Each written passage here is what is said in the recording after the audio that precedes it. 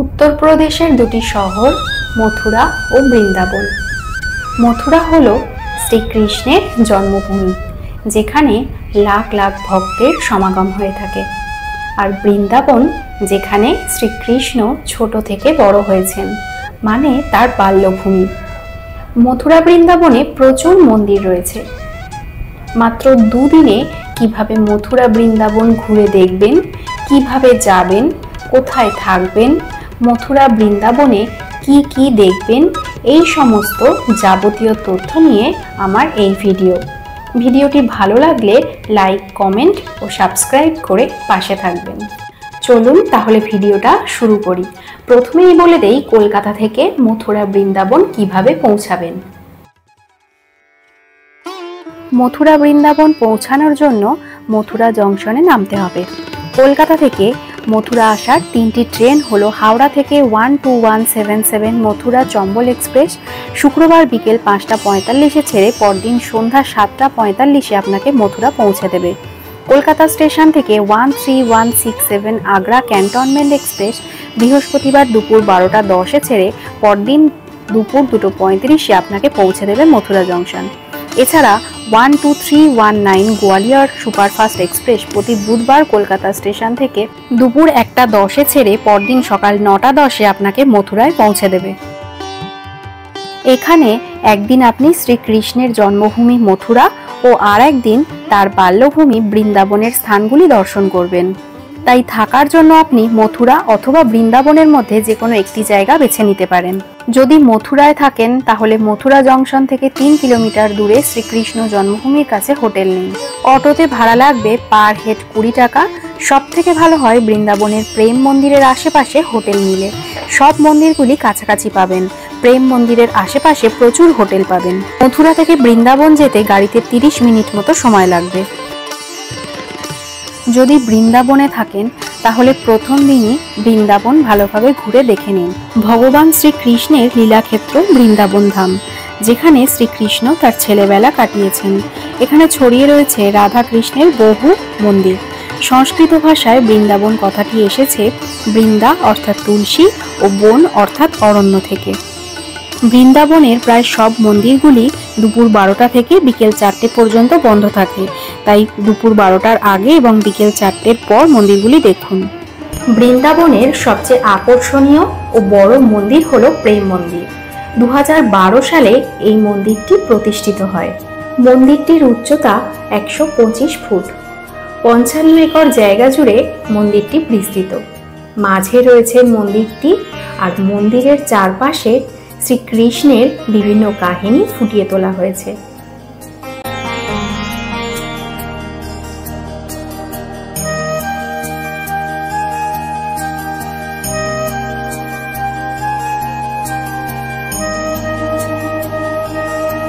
মন্দিরটির বাইরে ঠিক যতটা সুন্দর, ভিতরটাও ঠিক ততটাই সুন্দর। মন্দিরটি 2 তলা বিশিষ্ট। একটি তলায় রাধা কৃষ্ণের বিগ্রহ ও অপর তলায় রাম ও সীতার বিগ্রহ দেখতে পাবেন। এই প্রেম মন্দিরের ভিতরটা ইতালিয়ান হোয়াইট মার্বেল দিয়ে তৈরি। মন্দিরটির ভিতরে সুন্দর সব কারুকার্য করা আছে। রাতের পরিবর্তনশীল আলোকসজ্জায় মন্দিরটি আরো আকর্ষণীয় হয়ে ওঠে। তাই এই প্রেম মন্দির দেখার আদর্শ সময় হলো সন্ধেবেলা। এটি হলো বৈষ্ণব দেবীর মন্দির। 141 ফুট উঁচু এই মন্দির। এই মন্দিরের প্রধান আকর্ষণ মা বৈষ্ণব দেবীর 141 ফুট উঁচু মূর্তি। মূর্তির নিচে রয়েছে কারুকার্যে নির্মিত বিশাল বড় একটি মন্দির। মা বৈষ্ণব দেবীর এই মন্দিরটি 2004 সাল থেকে শুরু করা হয়েছিল এবং 2010 সালে তা সম্পূর্ণ হয়। বৈষ্ণব দেবী মন্দিরের ভিতরে মা বৈষ্ণব দেবীর বিগ্রহ দেখতে পাবেন। এছাড়াও আরো অনেক দেবদেবীর বিগ্রহ দেখতে পাবেন।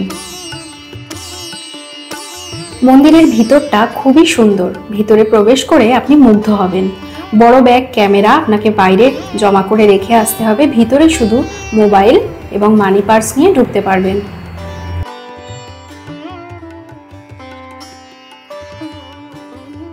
পাশেই একটি কৃত্রিম গুহাও রয়েছে। গুহার ভিতরে প্রবেশ করতে পারবেন এবং বিভিন্ন দেবদেবীর বিগ্রহ দেখতে পাবেন। এরপর দেখে নিন পাগলা বাবার মন্দির।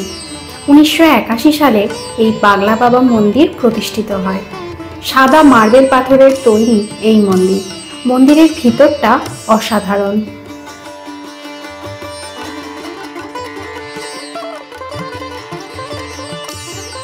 এরপর চলে যান কাঁচ মন্দির বা শীষমহল দেখতে। ভিতরটা পুরোটাই কাঁচের তৈরি। মন্দিরে রয়েছে রাধা কৃষ্ণের মূর্তি।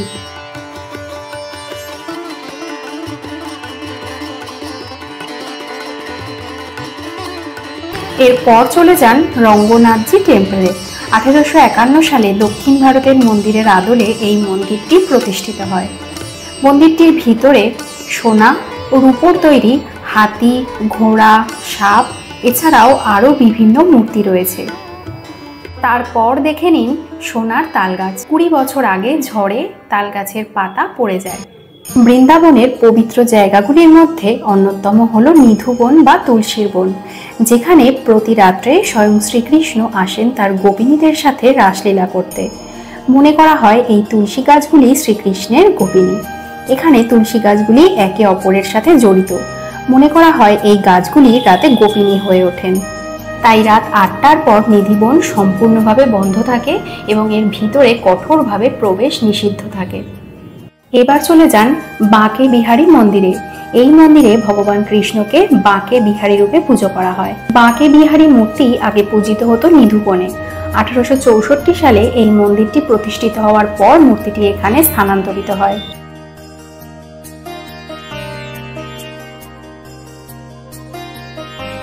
বৃন্দাবনে ঘুরতে গেলে কেশি ঘাটে ঘুরতে ভুলবেন না।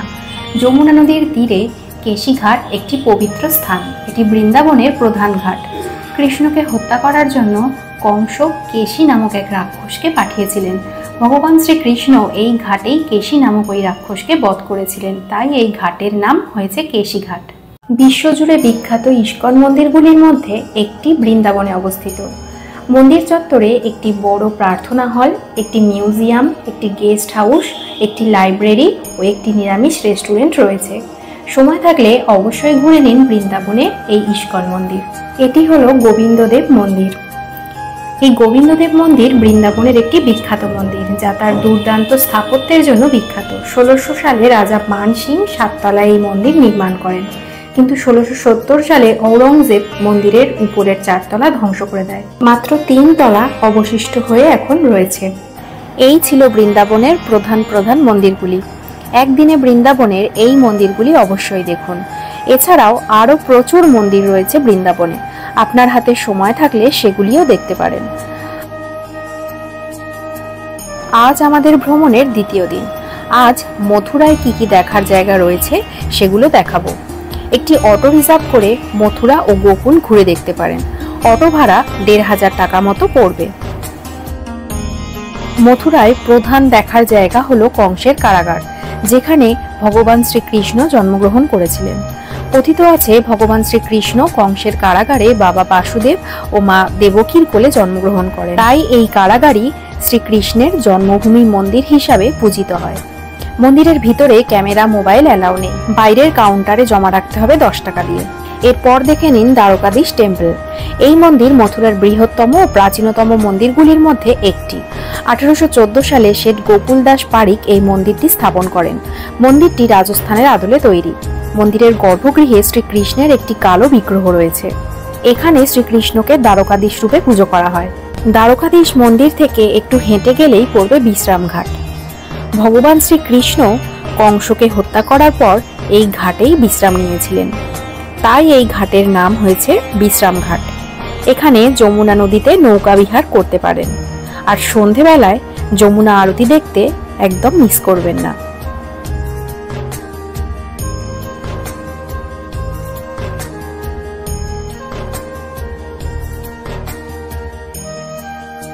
এরপর দেখে নিতে পারেন কংসের দুর্গ। যমুনা নদীর উত্তরে এই দুর্গ তৈরি করেন কংস। 1600 শতাব্দীতে রাজা মান সিং এর পুনর্নির্মাণ করেন।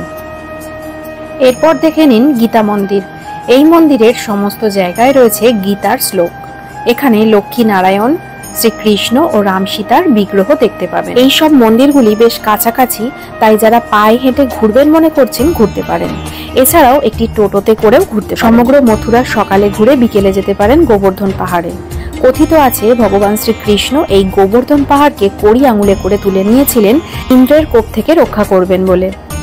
এখান থেকে চলে যান কুসুম সরোবরে। কথিত আছে রাধা সেখানে ফুল তুলতে ও ভগবান কৃষ্ণকে দেখতে যেতেন। এই কুসুম সরোবরের চারপাশে সিঁড়ি রয়েছে। এটি 450 ফুট লম্বা ও 60 ফুট গভীর। শ্রীকৃষ্ণের প্রিয় কদম্ব গাছ এখানে দেখতে পাবেন। এটি মথুরা থেকে 26 কিলোমিটার দূরে অবস্থিত। মথুরার সমস্ত কিছু দেখা হলে বৃন্দাবনের হোটেলে চলে আসুন। রাতটা হোটেলে কাটিয়ে পরদিন মথুরা জংশন থেকে ট্রেন ধরে বাড়ির উদ্দেশ্যে রওনা দিন, অথবা হাতে সময় থাকলে বৃন্দাবন থেকে গাড়ি করে আগ্রার তাজমহল ঘুরে নিন। আগ্রার তাজমহল ও আগ্রা ফোর্ট ঘুরে আগ্রা ফোর্ট থেকে ট্রেন ধরে বাড়ির উদ্দেশ্যে রওনা দিন। এইভাবে দুদিনে ঘুরে দেখে নিন মথুরা ও বৃন্দাবন। আজকের ভিডিও এখানেই শেষ করছি। আবার দেখা হবে নতুন কোনো জায়গায় নতুন কোনো ভিডিওতে। ততদিন সবাই ভালো থাকবেন। ধন্যবাদ।